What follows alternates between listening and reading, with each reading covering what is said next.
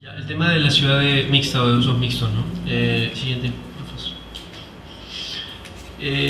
Bueno, siguiendo este argumento del artículo que les conté de casas o hábitats de Hausmann, ¿no? Ya es casi obvio, yo creo que ahora en las escuelas o en general en los arquitectos, ahora y diría que desde hace años, ya están claras las ventajas, las obvias ventajas de tener ciudades densas, mixtas, ¿no? Compactas, las grandes ventajas, sobre todo ahora que el tránsito es absolutamente insoportable, de las ventajas de poder ir caminando a tu chamba o algo, o llevar caminando a tus hijos al colegio, o ir en bicicleta a comprar algo al cine, al supermercado, o incluso no tener que ir al supermercado porque tienes una bodega abajo, y demás ventajas. Es tan obvio, bueno, y eso es obviamente perdón, eso es un diagrama anterior, un diagrama de Jaime Lerner, el arquitecto que fue alcalde de Curitiba, en el que hace esta analogía entre cómo debe ser una ciudad y con lo que hace una tortuga, ¿no?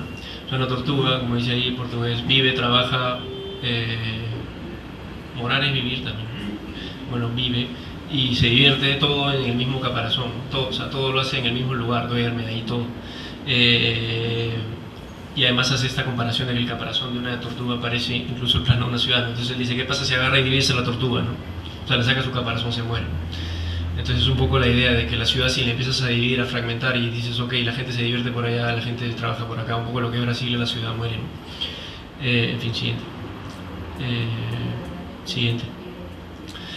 Bueno, yo creo que está tan ya entendida esta idea de que recién los promotores están casi que reentendiendo que la ciudad debe albergar una superposición de usos. Este es un proyecto que no sé si lo han visto en publicidad, se llama Nodo, está en San Miguel. Es un proyecto que, bueno, promueve esta idea de trabajar, vivir y jugar en un mismo lugar, ¿no? Entonces se dan cuenta, no hay un render completo, pero en la imagen de abajo se ve el edificio de oficina, ¿no? Que esa es la imagen más grande, con el edificio de viviendas que está al costado, ¿no? Y tiene comercio abajo. Entonces esta idea de trabajar, vivir y gastar o comercializar en el mismo lugar, ¿no? Ahora me parece tan primaria el proyecto o la idea, que es como que todavía uno no imagina que una cosa puede estar encima de la otra, ¿no? Cuando siempre ha sido así, incluso acá ya vamos a ver después, ¿no? Sino que tiene que estar, bueno, que en un terreno una cosa y al costado la otra, e incluso, bueno, tenemos que hacerlo con un lenguaje arquitectónico distinto, porque si no la gente va a creer que acá no puede vivir o acá no puede trabajar. Pero bueno, eso siendo, digamos, también puede ser un optimista y decir, bueno, al menos ya están empezando a hacer estas cosas, ¿no? Siguiente. Entonces, como les digo, esto es algo que parece que estuviéramos reaprendiendo, ¿no? Ese es un afiche que encontré, me imagino que es de los 50, ¿no? 60, 70, muy joven. De este edificio que está en la esquina del Parque Kennedy, ¿no? En diagonal con Shell, no, en Shell. Sí, pero ¿cómo se llama ese calle? Shell, en fin. Donde está el parque, el Parachinque abajo. Y al frente está Moon. Sí, el Bobol y todas esas cosas. Bueno, es un edificio que no sé si leen las letras, pero creo que dice departamentos de tantos y dormitorios, oficinas de tantos metros cuadrados y tiendas de tantos metros cuadrados. O sea, un edificio que parece todo el mismo uso, salvo por las primeras plantas que evidentemente son un poco distintas, ¿no? El comercio también tiene esa ventaja que te da en los primeros pisos de ser bastante más flexible, bastante más abierto, ¿no? Entonces es algo que con total normalidad se promovía hace 40 años, y nadie decía nada porque era lo normal. Siguiente, claro. No, como ven, no es una excepción, ¿no? Está el edificio Pacífico, que tiene vivienda con un uso tan disfuncional como podría ser un cine o galerías comerciales. Este edificio donde está el cine Romeo y Julieta, que me imagino que antes eran viviendas o no sé si son oficinas, tiene obviamente los dos cines abajo y arriba tiene esta pirámide que yo creo que corona una especie de discoteca, ya no sé si funciona o no. Y el edificio Atlas de Weberhofer, ¿no? Que tiene una galería comercial abajo, bien bacán, y arriba tiene viviendas que son oficinas. La verdad es que por lo menos los dos de abajo ya no funcionan tan bien como me imagino que fueron planificados, pero el punto era que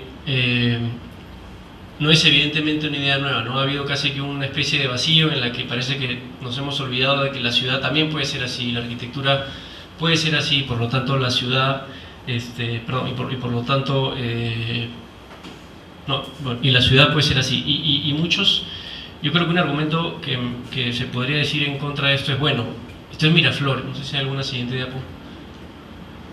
Esto es Miraflores, ¿no? O es el centro de Lima, este es el edificio Atlas, bueno, en Miraflores y el centro de Lima sí. O este mismo edificio, ¿no? Bueno, estos lugares son ¿no? Son lugares especiales. Cosa que es verdad, pero yo creo que hay que preguntarse qué es lo que hace especial qué es lo que hace especial a Miraflores, qué es lo que hace especial a esa zona de Miraflores, qué es lo que hace especial al centro histórico de Lima. Yo creo que eso es precisamente sus edificios. O sea, son los edificios los que hacen que haya en un mismo lugar una mezcla de una superposición de actividades, que en un mismo lugar la gente pueda ir al cine, pueda trabajar y pueda vivir, pueda comprar, pueda, en fin, comprarse ropa en el supermercado, lo que sea. O sea, es la arquitectura la que hace eso, no es que Miraflores sea así porque por el clima, o sea, no, es simplemente la arquitectura la que hace eso. Entonces, yo no estoy diciendo que todos los distritos tengan que ser como Miraflores, el centro histórico, pero, digamos, ahí está la prueba, creo, de que, como repito, es la arquitectura la que conforma el barrio y por lo tanto la que determina cómo va a funcionar un barrio. Y ese es el edificio de Diagonal, que es también un ejemplo de, ¿no?, lo mismo, ¿no? Tiendas abajo, un restaurante creo en el segundo piso, oficinas y vivienda. Siguiente. Ahora, ¿qué es lo que pasa ahora? Esta es la avenida Angamos, la avenida por la que yo paso absolutamente todos los días para ir de mi casa a la universidad. Y siempre me pregunto por qué en esta avenida, que se permite comercio evidentemente, es o comercio o vivienda. O sea, jamás serán las dos. Creo que un único caso que se me ocurre es este edificio de la Bisteca, que no sé si hay viviendas arriba ni siquiera, pero mezclar viviendas con otro uso es inimaginable. O sea, uno puede tener esa tienda que no sé qué dice, Van Heusen, no sé qué es lo que dice ahí, en la foto que está arriba, de Cortendencias, una cosa de esas, pero cuando viene el promotor y tiene que poner la vivienda encima, no es que no se le ocurra, obviamente que debe haber una presión que ya discutiremos acá el por qué, pero en todo caso, viene la vivienda, pum, pone sus muros y una puerta, y nada más. Cuando, evidentemente, podría ser como son los otros edificios, y la avenida Angamos podría tener esas características. Siguiente. Lo mismo con la avenida Angamos ya en la parte este.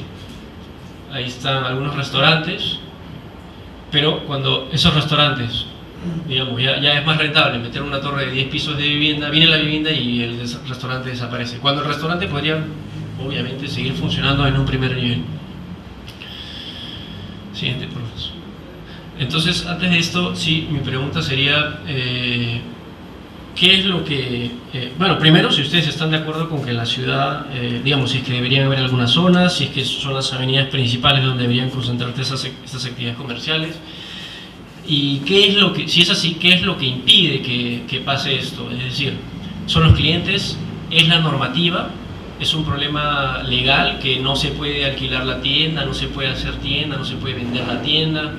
En fin, esa es un poco la pregunta que siempre me he hecho.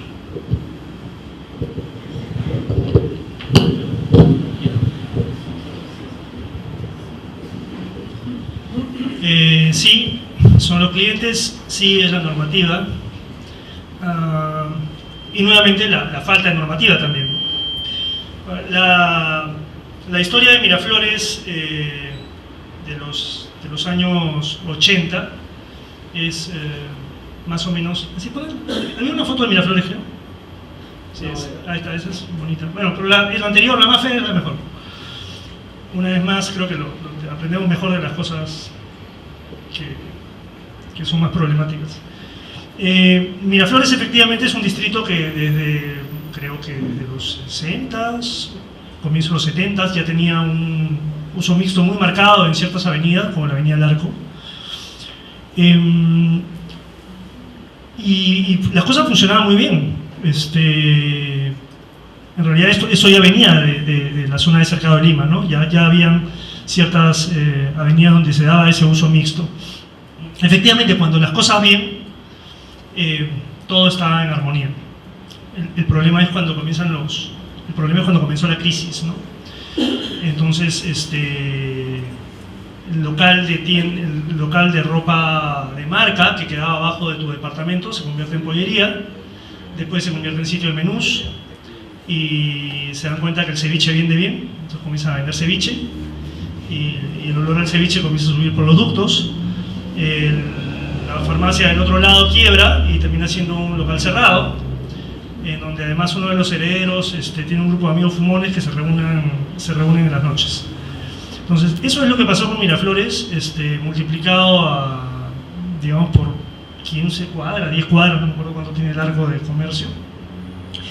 Y lo que aparentemente era una convivencia pacífica entre el comercio y la vivienda comenzó a tornarse, no lo más parecía una guerra, ¿no? Un deterioro mutuo, porque los departamentos comenzaron a valer menos, los primeros propietarios vendieron sus departamentos y comenzó a haber un deterioro de ambas cosas, ¿no? Nuevamente, cuando la economía de alguna forma se ha reactivado por momentos, un comerciante prefería comprarse una tienda en un centro comercial moderno que tratar de reactivar una tienda en la Avenida Larco, porque el edificio estaba horrible. Entonces resulta que la vivienda deterioró el comercio, pero primero el comercio había deteriorado la vivienda, y creo que ya no es importante, digamos, descubrir quién deterioró a quién primero. Eso es un hecho concreto. Ahora, las circunstancias que se dieron en los 80, bueno, es difícil que se repitan, no, toco madera, por una guerra, cualquier cosa. Fue una época de crisis económica terrible, fue una época de violencia terrible, y Miraflores quizás fue uno de los más golpeados, ¿no? El tema de las migraciones también, sumamente importante en el caso de Lima. Sin embargo, creo que las circunstancias actuales nos van a llevar a que eso vuelva a suceder.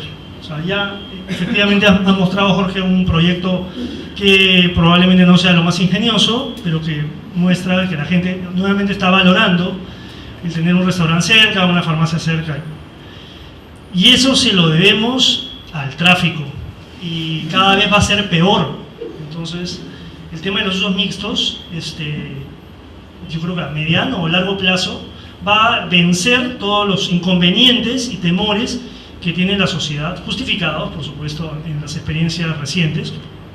Los últimos 20 años es muy poco. Y van a terminar imponiéndose, como en la mayoría de ciudades del mundo. Pero, sin embargo, sigue habiendo un problema de fondo para que eso funcione, que es, nuevamente, el tema del bien común. Es decir, ¿quién me garantiza a mí que el local de abajo va a ser un sitio decente? ¿Quién me garantiza a mí que no termina siendo, no sé, pues, voy a poner un extremo, ¿no? Emanuel? O sea, claro, a algunas personas les gustará vivir arriba del Emanuel, pero la mayoría no. No quieres criar a tus hijos arriba del Emanuel, ¿no?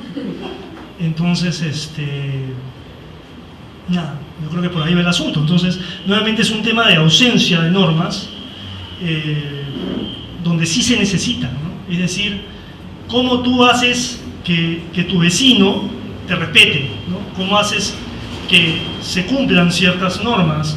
Que, por ejemplo, los famosos índices de usos, que Sami, supongo que opinarás igual que yo, son oscuros, son lo menos transparente del mundo. Los índices de uso no los comprende nadie. Vas a la municipalidad, los piden y te miran con cara de ¿y tú por qué los pides? ¿Cómo que por qué los pido? Soy arquitecto. No, sí, salen en la página web. Mentira, no salen en la página web. Al final son una hoja arrugada en el escritorio del jefe de desarrollo urbano, que por supuesto, mientras más oscuro sea el asunto, mejor. Porque nuevamente ahí sí entra el tema de la corrupción de manera directa, ¿no? Ahí sí el promotor inmobiliario se vuelve el cuco.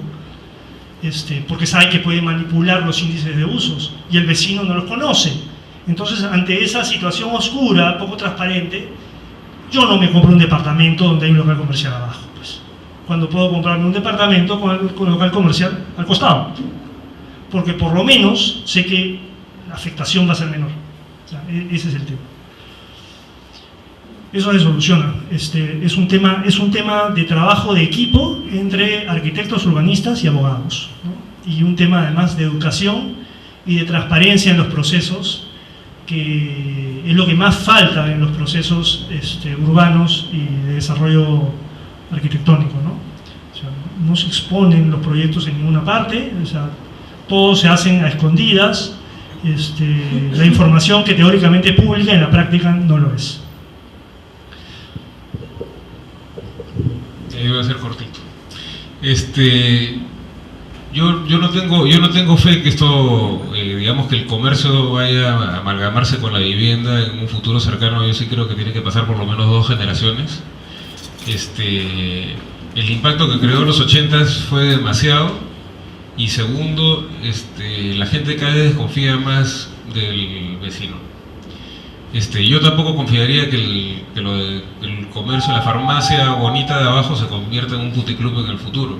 O sea, yo sí creo que puede suceder, que no, bueno, mejor me curo de salud y no compro ahí. Entonces el sector inmobiliario se ve empujado simplemente porque qué cosa es lo que necesita o quiere la gente, y se acabó. O sea, las tendencias del mercado no se cambian por decreto, ¿no? La gente piensa y uno tiene que más o menos interpretar el sentimiento de la gente y no equivocarse, porque, digamos, está en juego varios millones de dólares y te puedes quemar, ¿no? Y yo soy escéptico. Yo no creo que la gente cambie, porque el peruano promedio es bien conchudo, es bien fresco, y no, eso yo sinceramente no creo que cambie, desgraciadamente. Sería lindo vivir de abajo, que tengas el patita pues, que tiene la fruta, las verduras expuestas abajo, y al costado del periódico y el café, y yo baje, ¿no? Me como una manzana, me siento, me tomo un café y leo mi periódico. Lindo. Pero no, yo creo que no se dan las condiciones. Nuestra sociedad no está preparada aún para eso. Cortito nomás, la zonificación residencial no te permite un uso comercial, pero la zonificación comercial sí te permite un uso residencial. Entonces por ahí hay una posibilidad de explorar y de minimizar el riesgo del inversionista de no hacer un edificio enteramente comercial. El problema al final es rentabilidad, son metros cuadrados. O sea, tú necesitas 2 ingresos, uno para lo que es comercio y un ingreso independiente para lo que es vivienda. Esos son metros cuadrados. Una escalera son entre 12 y 15 metros cuadrados por piso. Por 10 pisos son 150 metros, son 2 depas. Un depa de 150 metros cuadrados. Entonces hay un tema ahí de fichas, ¿no? Que hay que factorizar en la ecuación. Y el otro es que, ok, puedo hacer comercio abajo y ya, voy a hacer un mix y voy a poner algo de vivienda, no importa, pierdo 150 metros. Pero ¿por qué tengo que hacer departamentos pues, de 200 metros cuadrados arriba de un comercio? ¿Por qué en el centro de Miraflores te pide un área mínima de departamentos? ¿Por qué no pueden ser pues, de 50, de 40? Bloomberg, el alcalde saliente de Nueva York, bajó la unidad mínima a 27 metros cuadrados. Ya lo están criticando porque es una cápsula, ¿no? Es que tú te pones el departamento, no entras a un departamento. Entonces, pero ¿por qué ese uso residencial que podría hacer yo sobre una zonificación comercial tiene que tener pues, 120 metros cuadrados? O sea, ¿quién cría a un niño en el centro de Miraflores? Nadie, pues. El que quiere un departamento grande y quiere estar cerca de colegio se va pues, a una zona que no tiene esta cantidad de servicios. O sea, hay un poco el tema del perfil también del posible comprador, ¿no? Entonces por ahí va la cosa. Yo creo que es un tema de números también. Bueno, ya discutiremos de ese punto un poco más adelante con sus preguntas. Yo solamente quería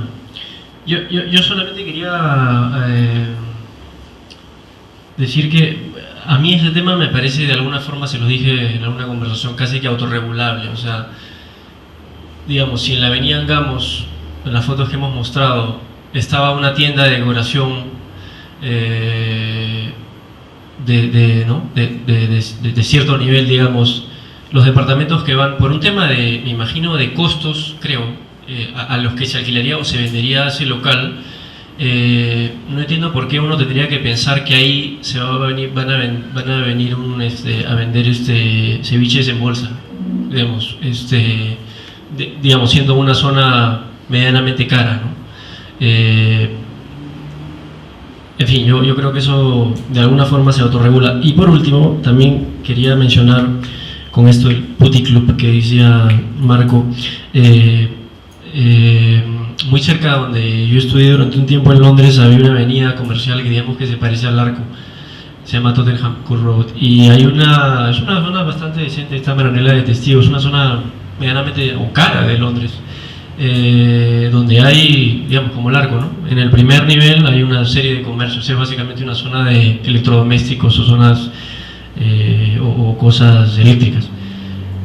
En el primer piso está uno de los prostíbulos, creo que más caros de Londres, y arriba vive gente, me imagino, que puede pagar un departamento bastante caro porque es una de las zonas, como digo, más caras de Londres, está muy céntrico. Entonces, bueno, me imagino que conforme esto vaya avanzando, la gente también se liberará un poco, no sé si al nivel de querer vivir encima del Emanuel, pero quizás ¿no? de vivir encima de un cine o después de un chifa y después de otras cosas que, bueno, no sé, los olores se regularán y algunas cosas habrán. En fin.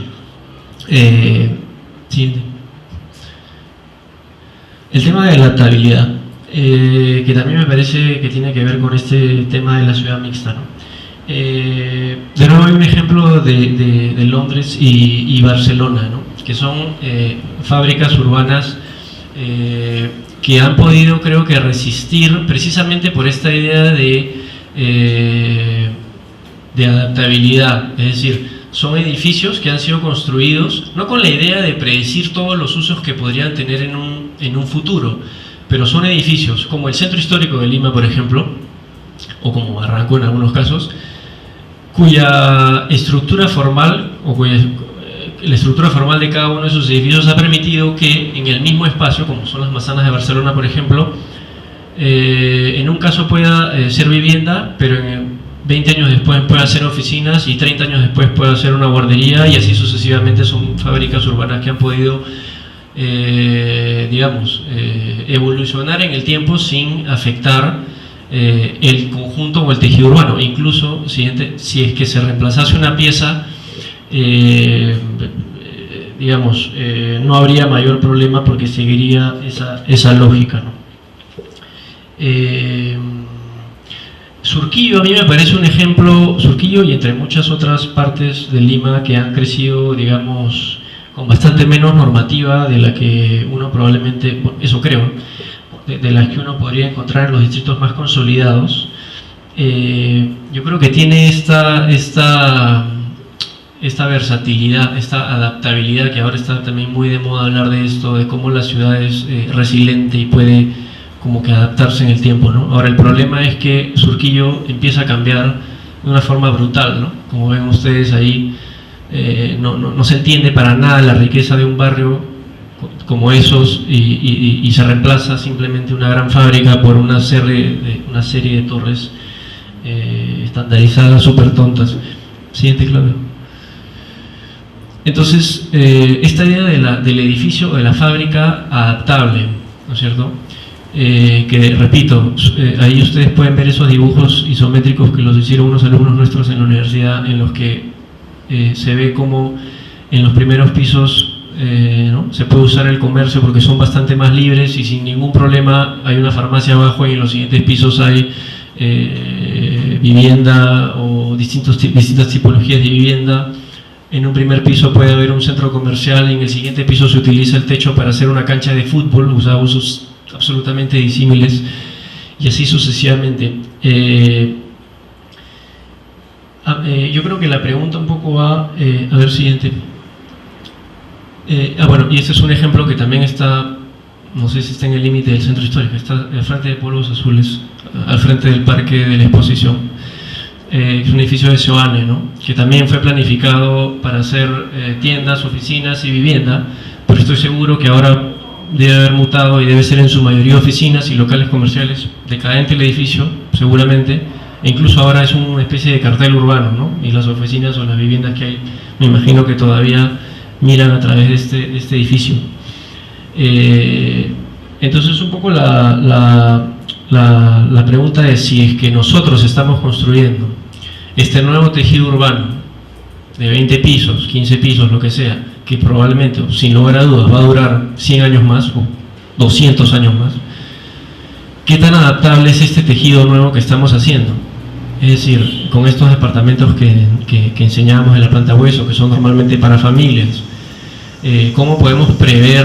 Evidentemente no podemos, pero ¿De qué manera podemos anticipar o dejar un espacio para lo imprevisible? ¿Qué pasa si ya en 100 años las familias viven un poco distinto? ¿Qué pasa si los barrios cambian un poco? Discutíamos un poco de que, claro, eso se da o se puede dar en la mayoría de edificios porque son aporticados. Yo no sé si eso es tan fácil. Creo que sí, efectivamente, no me imagino que un edificio de esos que hemos pasado en la avenida Angamos puedan transformarse completamente en oficinas o un piso en oficinas. Me imagino que hay un tema de circulaciones, de áreas libres, en fin, no lo sé. La pregunta va un poco por ahí: ¿qué tan flexible, resiliente puede ser esta arquitectura? Y si es que también podemos aprender algo de lo que se ve espontáneamente y con bastante menos normas encima.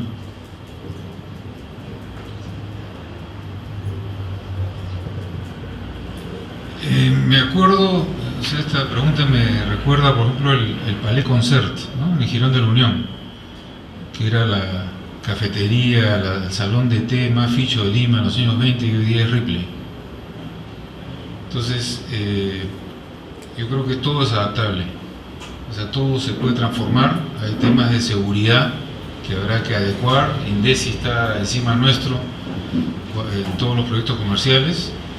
Entonces, va a depender de la flexibilidad estructural que pueda tener el edificio, y si no sirve lo van a botar, pues, y harán otra cosa, que es lo que está ocurriendo en algunos casos, algo más rentable, ¿no?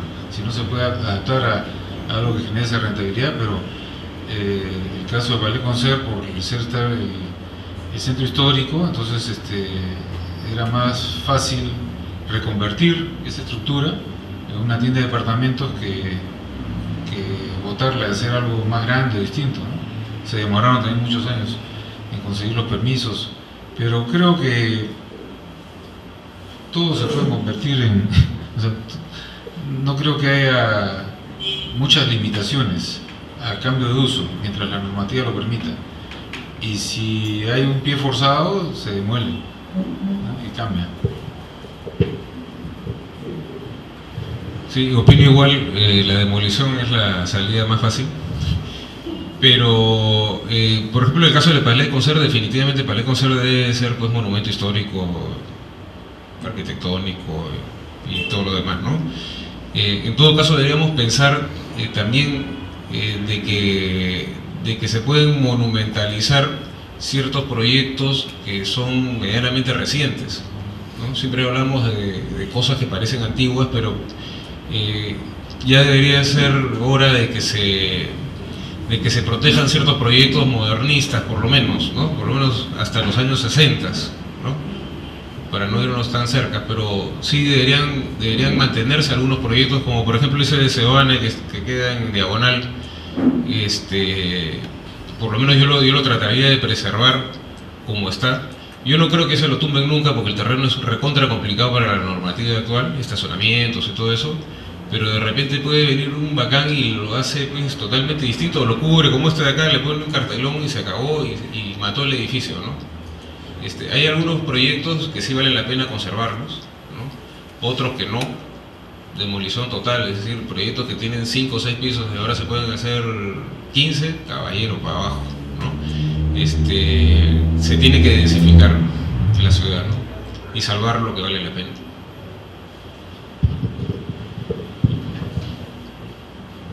Para la historia de una ciudad, lo peor que puede pasar es el progreso. El nivel de destrucción que se produce en una ciudad en su proceso de renovación es realmente enorme. La potencia del sector inmobiliario realmente es tremenda, y como bien dijeron los dos panelistas que me acompañan, para un promotor probablemente sea mucho más atractivo tumbarse un edificio perfectamente moderno y en perfecto estado que dedicarse a restaurarlo, o a reutilizarlo, o a renovarlo. Entonces, sin embargo, lo interesante de la renovación es que le da una segunda vida a los edificios, ¿no? Y efectivamente cualquier edificio puede ser reutilizado, hasta edificios sin de concreto armado, en fin. Hay una cosa que a mí siempre me ha llamado mucho la atención, que son los criterios de preservación. No hay nada escrito, nuevamente sobre algo importante no hay nada escrito, pero el criterio que utiliza el INC para nombrar monumento a un edificio, a una edificación, es que tenga 100 años. No sé, pero es matemático, casi cabalístico, ¿no? 100 años. Si tiene 90 no es candidato, si tiene 100 es candidato. Obviamente la arquitectura moderna de los 50, 40 desapareció, pues, ¿no? Ojalá hubiera durado el terrorismo unos 30 años más y ya llegaban a casi 100 años y podían haber salvado. Entonces el progreso destruye. Entonces, ¿qué es lo único que puede frenar esta destrucción del progreso? Una política. Ahí la economía del libre mercado es tremendamente destructiva, ¿no? Porque en su afán de renovar destruye todo lo pasado.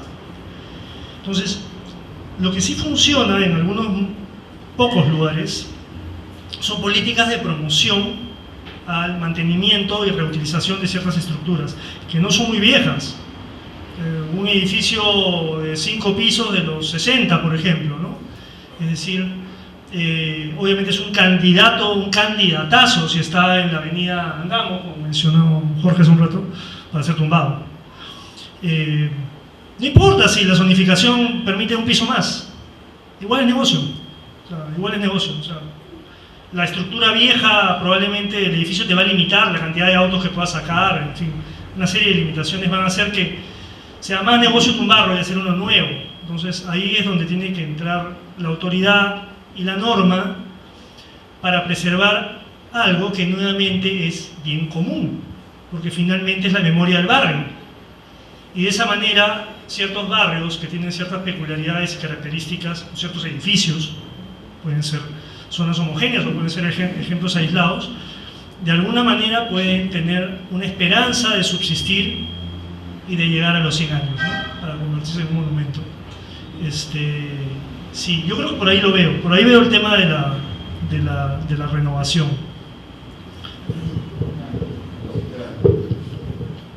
Me acabo de acordar del caso del MoMA, ¿no? En Nueva York, los edificios de Philip Johnson y el R.B. Barnes, creo que fue el primero, ¿no? El primer edificio del MoMA, que tenía una altura más baja, se pudieron renovar, y la ampliación esta última que hoy día tenemos en japonés se financió con los derechos de los aires que el MoMA le vendió al vecino, el edificio que hizo Peli en los 80s, le compró los derechos de aires al MoMA para poder tener mayor altura, y con eso financiaron la renovación. Entonces hay casos donde edificios cuya memoria colectiva permiten darle identidad a un barrio podría grabarse con que se quede ahí y le vende los derechos del aire al vecino, y entonces es una forma de poder hacerlo rentable todavía, ¿no? Y no demolerlo, o sea, mantener el atractivo económico a través de alguna retribución económica al propietario de ese edificio que tenga cierto valor. En Miraflores se da actualmente eso. Hay una norma que es súper reciente, que es una muy buena norma, que tiene menos de un año, tiene 6 meses, que si yo tengo han comenzado con las viviendas que son monumento histórico, y algunas que han considerado que valen la pena. Por ejemplo, me parece que el edificio de Teodoro Prom, algunas cosas de ese tipo, que la misma municipalidad a dedo, claro, espero que hayan sido transparentes, ¿no? Porque a dedo mi casa también, ¿no? Que pueden vender los aires a un inversionista inmobiliario que esté en una avenida principal, llámese Benavides, Vía Expresa, y le venden lo que no van a construir, y es una carga. Esa venta se registra en registros públicos y es una carga, es decir, ya no puedo ser tan conchante después dentro de 20 años demoler y construir, ¿no? Ya vendí mi posibilidad inmobiliaria y me quedo con la casa, y además parte de ese dinero tiene que ser reinvertido en el inmueble para ponerlo en valor.